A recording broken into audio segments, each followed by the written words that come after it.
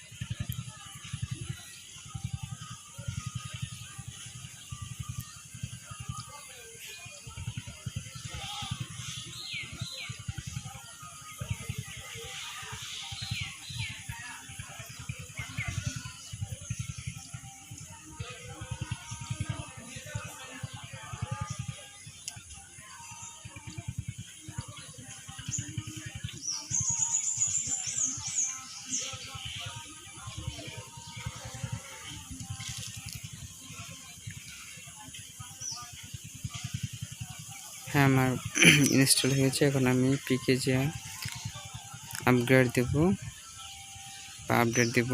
এখন ওয়াই দিয়ে দিলে হবে, ওয়াই পরে দিলে হবে, একটু সময় দেবেন।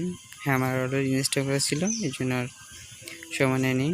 পিকেজি ইনস্টল গিট, হ্যাঁ এগুলো অলরেডি আমার ইনস্টল করা আছে, এই জন্য একটু সময় লাগছে না। আমি নোটপ্যাডটা ইনস্টল নিই। হ্যাঁ, এই নোটপ্যাডগুলো যতগুলো কমান্ড আছে সবগুলো কমান্ড আমি আপনাকে দিয়ে দেবো ডিসক্রিপশন বক্সে। এখন ইনস্টল করব PKG install Python -y। Python install করা আছে আমার অলরেডি। এখন আমরা টুলসটা ইনস্টল করব গিটহাব থেকে।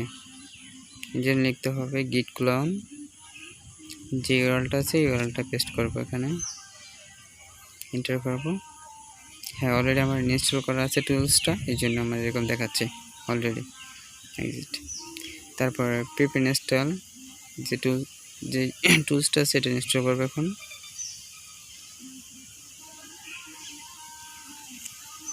হ্যাঁ, এটা অলরেডি ইনস্টল করা আছে লেটেস্ট ভার্সনের, এই জন্য আর কি ইনস্টল যাচ্ছে না। তো আপনাদের কিছু ইনস্টল চাই, একটু সময় লাগবে, একটু সময় দিয়ে ইনস্টল করে নেবেন। তারপর এলএস করবেন। এখানে দেখেন ওই যে টিপি লিঙ্কে কনফিগ ফাইলটা আসছে এখানে, তো আমরা সিডি লিখে এটাকে পারমিশন দেব বা এটাকে ওপেন করব, তারপর এলএস দেব। এটার ভিতরে যে ফোল্ডারগুলো আছে ওগুলো এখানে শো করবে। তা আমার এখানে অলরেডি একটা এক্সএমএল ফাইল আছে, তাই আমি ওটাকে রিমুভ করে নিচ্ছি, one.xml এন্টার। হ্যাঁ, ওটা রিমুভ হয়ে গেছে। আবার এলএস করলাম, এখানে হয়ে গেছে। তো এখন এটা রান করার জন্য তার আগে দেখে নিই আমার কনফিগ ফাইলটা নিচে একটা আছে অলরেডি, আমি আগে ট্রেস করছিলাম, এই জন্য এটাকে আমি ডিলিট করে নিচ্ছি। হ্যাঁ, ওই দিনকে আমি যেটা রান করেছিলাম ওটা এখানে আসবে এখন।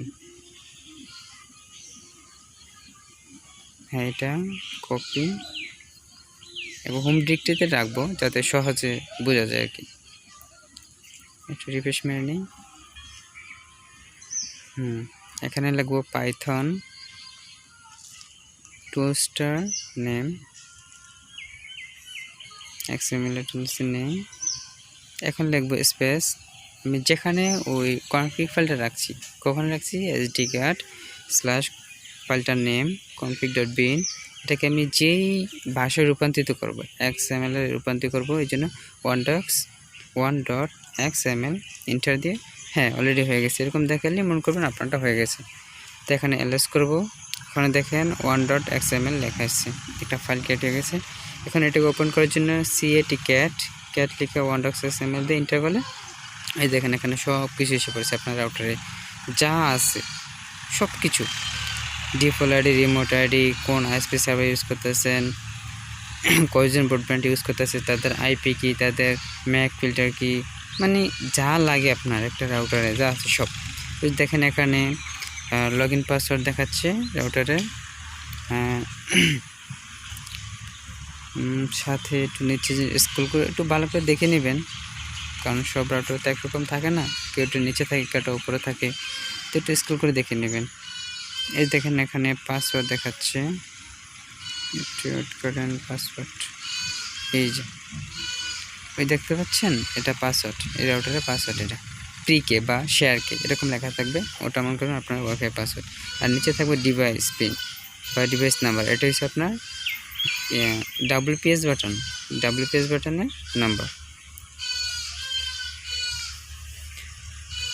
এভাবেই আপনার রাউটারে সব কিছু দেখিয়ে নিতে পারবেন শুধুমাত্র একটি 5 KB ফাইলের মাধ্যমে config.bin ফাইলে।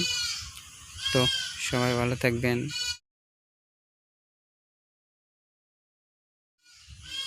Thank you. তো পরবর্তী দেখাবো কীভাবে অ্যাপ লকগুলো বাইপাস করতে হয়, গ্যালারিতে আমরা যে ফটোগুলো রাখি ওগুলো কীভাবে বাইপাস করতে হয় ওটা নিয়ে দেখাবো।